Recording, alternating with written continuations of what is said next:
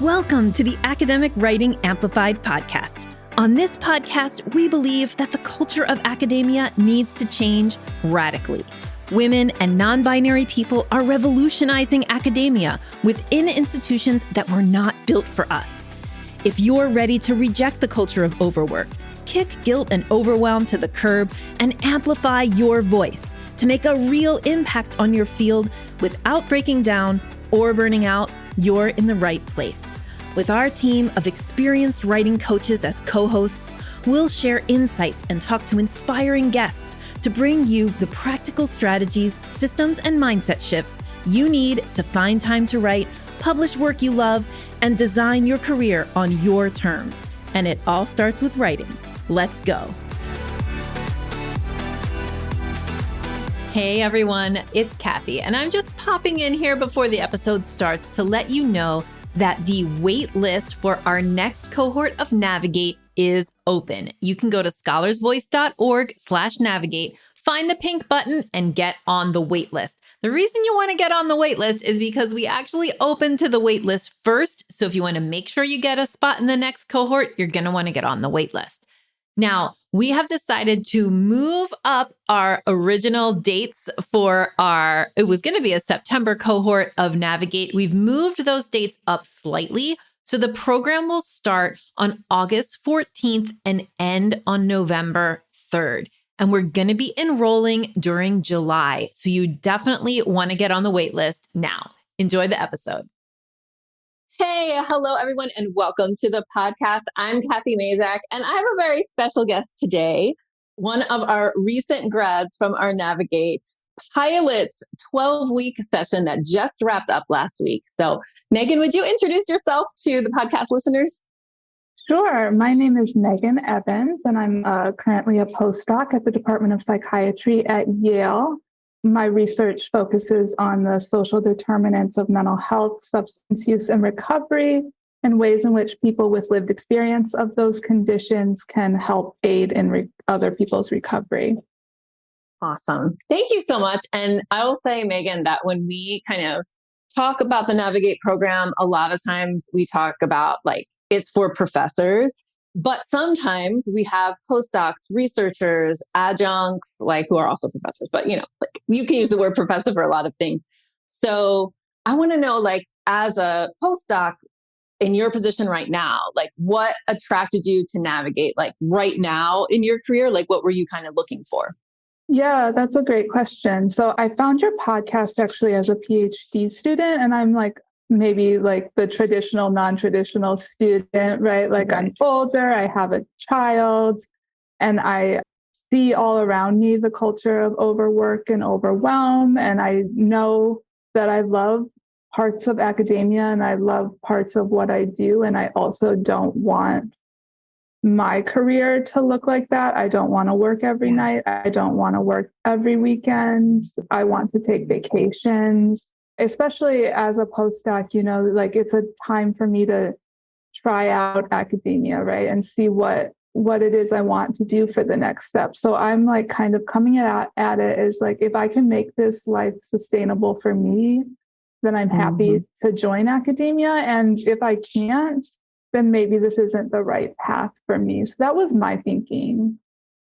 And how did Navigate kind of influence your thinking? Not that you have to tell us that you've made some kind of grand decision, or anything, but what are some of the things that happen inside the program that now you're kind of taking into consideration? Yeah, there's a couple things that happened. One is I'm learning, I guess I should say, to trust myself more and trust what I know about myself and how I work. Because when you're junior, and I'm sure even when you advance, a lot of people have a lot of opinions about what you should do and how fast you should work. And of course, the default answer is always sooner and more, right? Right. Nobody's ever slow down, take your time, think things through. And so one of the main things I decided during the program, which feels like a big success to me, is I decided to hold off on submitting a K award that I have been working on from the June deadline to the October deadline. And that might seem like counterintuitive as like a success story, but I really think that I'm going to have something that I'm very happy with by October to submit. And if that means my career takes, a little bit longer and I have to do a little bit more creative financing of my salary, that's one thing. But I feel like I made a decision that was best for me and also best for the research, because I think that I wanted, like, a K is a 5-year award, right? I want to do something that I'm invested in and not something that I've thrown together at the last minute to meet an external idea of someone else who's like probably very well meaning, giving me advice that it would be better to submit in June. Right. So that was one thing that came about. And I think that really came out of some of the talks we had about boundaries and just like, you're not going to make everyone happy, right? So like, if you have a choice between disappointing other people and disappointing yourself, you should disappoint other people. Yes, I want to underline that. Can we, like, in audio, can we somehow underline that? I think that's so important and such like a big step towards self-trust, right? Is to say, like, I can disappoint other people and I will still have a career. In fact, my career will be better because I've made decisions based on what I know I want to do and how I see a sustainable future for myself. Right. And it also comes down to the fact that is another part of the program, which was like learning how long it takes you to do things. Like, this is the first time I've submitted a career development grant. So like, my unrealistic expectations of how long it would take me turned out to be unrealistic, but that's like to be expected when it's the first time you've ever done something, right? Like, you don't know how long it's going to take. So I think there's also something that I've taken away, that there's like no point in holding ourselves to these unrealistic standards. But it's better to like learn yourself and learn how you do work so you can sustain it, rather than rushing to meet external deadlines that are also sometimes like arbitrary and made up, right? Yeah. And then burning out, because like that again goes back to this idea that I want to create a sustainable career. I don't want to like get halfway through my career and be like, wow, I just don't like this. I'm working all the time. Right. I'm exhausted. And now I have to try to like recover from that, right? Like, I'm trying my best. I mean, and even like just getting a PhD is a really long process, right? And then to think like you're not going to take any breaks or not going to take any time for yourself and just push through. And it's an attitude I see a lot around me. And so I guess I'm trying to like a little bit swim against the tide. Yeah, absolutely. And I think that that's like the only way that change is going to happen. And the only way to like not do that, I feel like it's like a treadmill, right? Like, you're on a treadmill and it's like the treadmill is just like a couple clicks too fast. And like, you kind of just want to get off, but you can't really, and you're doing it, you're not falling, but it's like, how much longer can I keep the pace? I think especially early career, right? Like you are. And then it's like this one after another of these like external milestones, right? Like, you get the PhD, then you get the postdoc, then you get the K. It's like one thing after another. And if you try to do it at like some kind of outwardly imposed pace, or the pace that you perceive, or like well-meaning advisors are like, you really should submit in June, not October. The difference in the academic timeline between June and October is like nothing. Like, in the world of academic pubs, for example, like, it's a blip, because everything we do kind of takes years and years, right? The K award is 5 years long. The time between, you got an idea to write an article, and then you collect the data, and then you analyze the data, and then you write it, years long. So like, delaying a few months is not going to change. I will guess it'll change your career only for the better. But then also, it's like, you got to practice setting the pace, like you deciding what the pace is. And I think that's also like a really important part of, again, that like building self-trust and building that muscle of like, okay, so now when you have similar decisions like this, as you go through your early career stages, you already know like, oh, I did this and it turned out okay. So it gives you confidence to like make other choices that go in favor of you instead of in favor of like what other people either are telling you or seem to be telling you, which is another thing I think that happens a lot. Like we just perceive that there's these rules and these timelines that aren't necessarily actually true. So yeah, I mean, I love that, that your kind of big takeaway was like, I didn't do this or I delayed doing this. It's so different, right? Than saying like, oh yeah, well, let's talk about that for a second. Like one of the things we talk about in the marketing for the program is like working on this almost done article. And we call it inside the program, we call it the low hanging fruit article. And one of the things that we added to the program in this first 12-week version was like curriculum around moving that low hanging fruit article like out the door with the hope of submitting, at the end. So can you tell me a little bit about how you worked with your low hanging fruit article and whether you submitted or not? Yeah, I'd love to. My low hanging fruit article was one of my papers from my dissertation, and I had drafted it. And that was like before the holidays. And then I was done with it. I didn't want to look at it anymore. I knew it wasn't done, but I was done with it. Yeah. And so I put it away, and then I just didn't want to come back to it. Right. And so I knew it didn't need that much. And I also knew like it kind of was what it was. I couldn't go back and add more participants or do anything more. The data was collected, the dissertation was done. And like, I just needed to like figure out what was the story and move it along. And so I'm happy to say that I almost submitted it, meaning I submitted it to my co-authors, my dissertation committee, and I'm expecting comments back from them, I think next week. So I'm excited I'll have it submitted, I think this summer. So I think it's, again, a little bit of reframing success. Like it's much closer to done now than it was when I started. And I've also like done a lot of the back stuff, like started the portal and like, wrote the cover letter and all the things. And I'm just like, but I decided, I think also to honor, like, I don't like when people send me something and want responses by the next day. Yes. So yes. I thought I would like extend that same grace to my co-authors, right? And like give them time to read and actually provide valuable feedback rather than just deciding like, I've made up this arbitrary deadline and I will meet it or else, right? Yeah. I'm feeling good about that article. And I also wanted to like underscore a little bit some of the things you had talked about in the program is that things unexpected and expected come up where like, it's just like things aren't always our top priority. And so while we were in the program, I got the proofs back for my book, which is also from my dissertation. And so I really had to drop it in the middle to focus on this timely matter that I needed to focus on.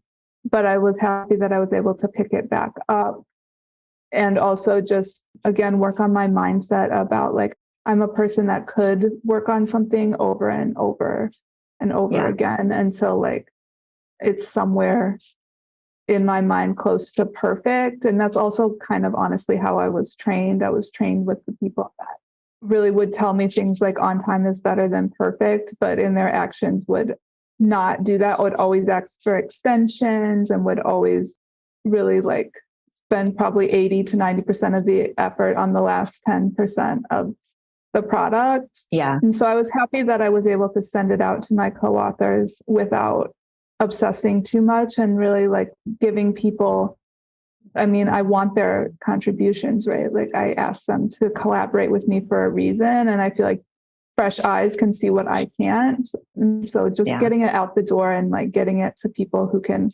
provide a fresh perspective on it was like a big success for me. That's awesome. Congratulations too, because that is a big success. Thank you. And also congratulations on your book. I mean, this is one of the things, right? Like in the program, we talk about, like you mentioned, right? Like both predictable and unpredictable derailments. Mm-hmm. And also like the word derailment obviously feels like it's negative, but sometimes derailments are positive, right? Like, I mean, you got back the proofs for your book. That means your book is like so close to being out. And at the same time, it does have that effect of like, okay, wait, now I had this plan and I have to reconfigure. So I wonder, like, what kind of tools from the program were helpful in helping you to like deal with that kind of very great, wonderful derailment of the book proofs coming back? A lot of it comes back again to mindset, is like accepting that this is what it is. And I could see this as like a failure, or I could see it as an interruption, right? And so I decided to drop what wasn't urgent. And I know we talk about important and urgent, but this thing that came through was like both important and urgent. And I decided it was like more important, right? Because it's closer to done. It's closer to published. It's like getting a revise and resubmit. Like people think that this is worthy of publication, right? So I should like put my focus there. That was one thing. And the other thing was, I think, your work around like making your writing practice sustainable and just celebrating the wins, whether they were like the wins you expected to have or the wins you actually did have. Yeah, really helped me to change my thought process, because for so long, I've really like not celebrated, because like you said, things do take so long. By the time like something is in the world, you're like, okay, like I'm over it. Yeah. Now I'm on to like the next 3 things that I'm waiting on. And so I was definitely skipping that self-congratulatory step that like, okay, I did something, I submitted something. Something's in the world now. Something's a step closer to done. And I was definitely starting, I think, to burn out, because every time I finished something, I like didn't celebrate it. Yeah. And I was always looking at what needed to be done rather than what had already been done. And the list of things that needs to be done doesn't ever really get shorter, because you just keep adding to it, right? Whereas the list of things that you have done actually does get longer. Yes, it does, amazingly and wonderfully, and almost it feels like miraculously, but it happens through your concerted effort over so much time. So yeah, it's really important to celebrate those things. Yeah, awesome. All right, so just a couple more questions before we wrap up. I wonder, for our listeners, whether you could finish this sentence: I almost didn't join Navigate because. Was there anything that made you kind of stop? Yeah, I almost didn't join Navigate because I didn't think investing in myself was worth it, or that I was worth investing in, I guess. And what helped you to kind of get over that and join anyway? I really decided, like I said, like I have a life outside of work and I want to maintain that. And I thought like I could invest this money now and see what happens, or I could look back like 3, 4, 5 years from now and like either be in the same position or be done with it, right? And be like, this is too much, this is not for me. And I also am trying to really focus and like think of my postdoc as a time for professional development and personal development. Like should be the time where I'm investing in myself, right? Right. I love that. Thank you. And then finally, like, who would you recommend Navigate to and why? So I would recommend Navigate to most women and non-binary folks that I know in academia, because I know we all kind of we've been socialized in the same system. We deal with a lot of similar challenges, and having a space that you're allowed to acknowledge this, and you're not just supposed to pretend that this is normal and this is like just the way that it is, I think has been so helpful to really have that space where you're allowed to acknowledge what everyone sees in front of them. And everyone knows that this is a problem, but it feels often like in our own workplaces, we're not allowed to like identify this and work to change it. Thank you so much. What a great kind of way to end this episode. Megan, thank you so much. Thank you for being part of Navigate, and thanks for being on the podcast. Yeah, thank you for having me. Thank you so much for spending your valuable time supporting yourself and your writing by listening to this episode. If you like what you heard today, the best way to say thank you is to hop on over to Apple iTunes and write an honest review. The more reviews, the more amazing academic women and non-binary people will find this podcast. So go write one now.